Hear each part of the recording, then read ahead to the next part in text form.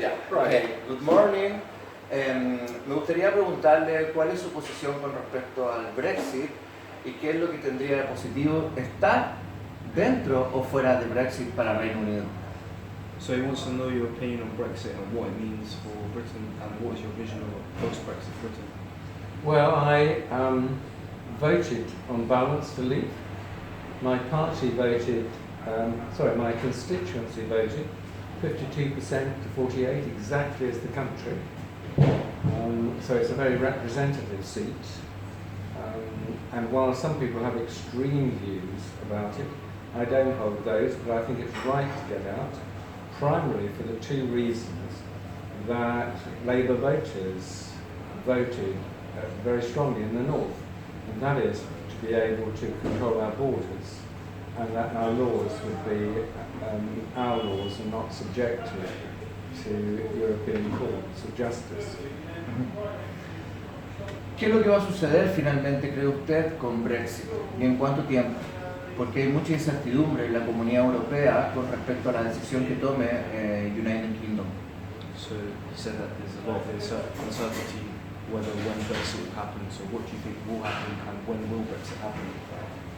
I think it will happen soon after whoever wins the Tory leadership.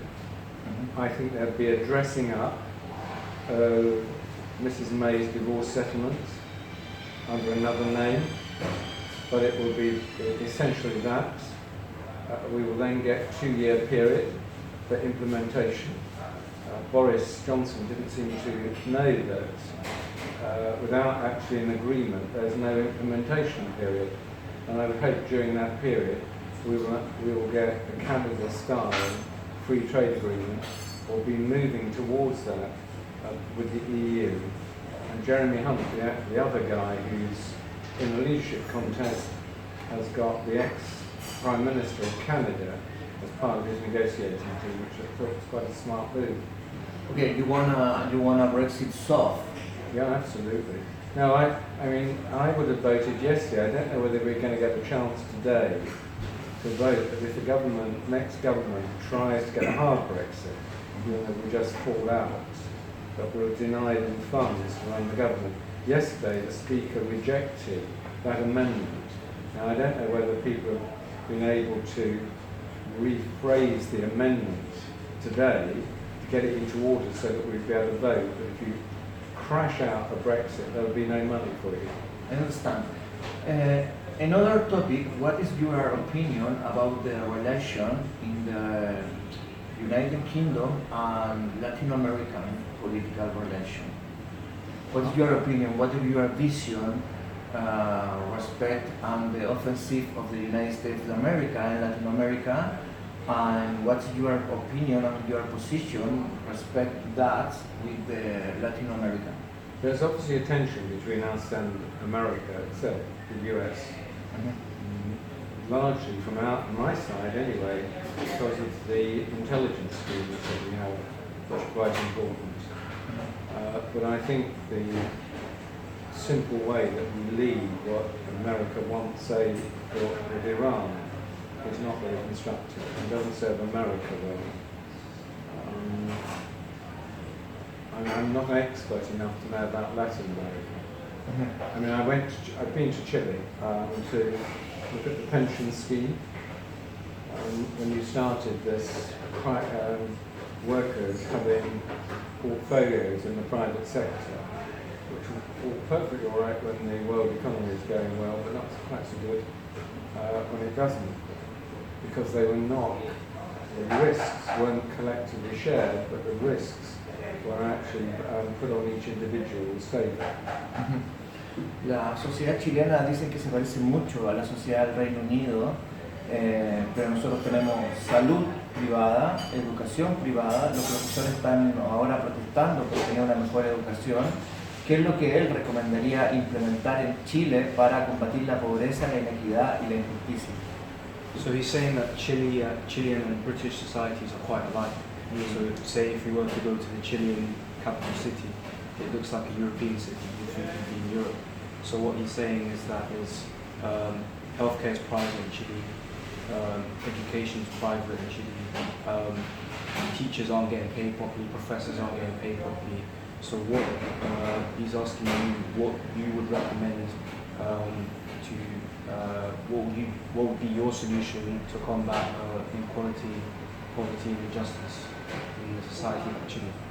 Well, I mean, I've been to Chile, so I know how alike it is to us. It's clearly a big European influence there. I would have thought the Chilean radicals need to start posing step-by-step collective measures, both in welfare, to spread risks, as we've done in this country. I mean, not terribly well in the last decade. The government's deliberately made poorer people poorer. We've got a debate on that this afternoon. But you need actually a sound economy if you're going to pay teachers and so on. And there's no substitute having a government which has got balanced finance, which gets confidence in the rest of the world, and therefore can levy taxes on a growing economy to pay for these services. I understand. What is your opinion about the lawfare? You know, the lawfare is the persecution against the leader of the progress movement political. Rafael Correa, Evo Morales, Nicolás Maduro, Cristina Fernández is an offensive, it's a war against the leader of the left and Latin America. What is your position about the lawfare? You know the concept lawfare. Translate? Yes. So he's asking what your position is regarding the leaders of the, say, rising pink tide in the region. So Correa, Morales, Chavez, Maduro, Fernandez. Chavez is dead. Yeah, but his legacy. Yeah, it's a process. I mean, the image in this country is of actually leaders who are not very competent, the radical forces. And therefore, I mean, there's really a distance between many people in this country, looking at some of the regimes. But I mean, I genuinely don't know enough to comment in detail on them. I'm very English-centric. Okay. What's your opinion about the government of the Jair Bolsonaro, for example? Do you like, don't like? What is that? The government? Bolsonaro in Brazil. What are your opinions about him? Sorry, I haven't got him. I don't know about Bolsonaro. No. Okay. For finish. Not very good, isn't it? Okay. Trata de no mover mucho el bastón. Después editamos, no hay problema. ¿Crees que el modelo neoliberal es una opción para terminar con la pobreza y las inequidades y la injusticia social? Do you think that a neoliberal model is one to combat social justice and poverty? No, I don't think we want to actually go down the road that we've gone down, where we've taken the American model to running the economy and welfare. I think we need to learn from that. But if one's looking at Brazil, I mean, all those, which I am, concerned with climate change, must be worried about the government's policy towards their own base. ¿Cuál sería la alternativa que él propone? And what is your alternative to a neoliberal model? What would you say? What would you add? I think a social democratic model that we've actually had in this country until the advent of Mrs. T. And Mrs. T won because the unions were too powerful, not really. They would abide by the law providing they set the law. And in this country people think, Parliament should set the law, and if it requires unions to perform in a particular way, they should actually do so. Pero da la sensación que la socialdemocracia solo funciona en los países ricos, en los países del primer mundo. Los países que tienen altos niveles de pobreza, de no desarrollo, es muy difícil aplicar la socialdemocracia, y se le critica a la socialdemocracia muchas veces terminar siendo más de centro derecha que socialdemócrata. So you're saying that your model would only work in like first world countries. So I mean, it wouldn't really be something feasible for. Yes, I don't think it works in first world countries. I mean, in this country, if you look at how it works, I mean, the trade union, the weakening of trade unions has gone too far. Large numbers of workers are really unrepresented. Where we have a minimum wage in this country, and the highest in advanced countries, we've seen this very big rise in the gig economy, which because there hasn't been unemployment, which everybody said you would have if you had a minimum wage at the level it's set now in this country, towards 2/3 of average earnings.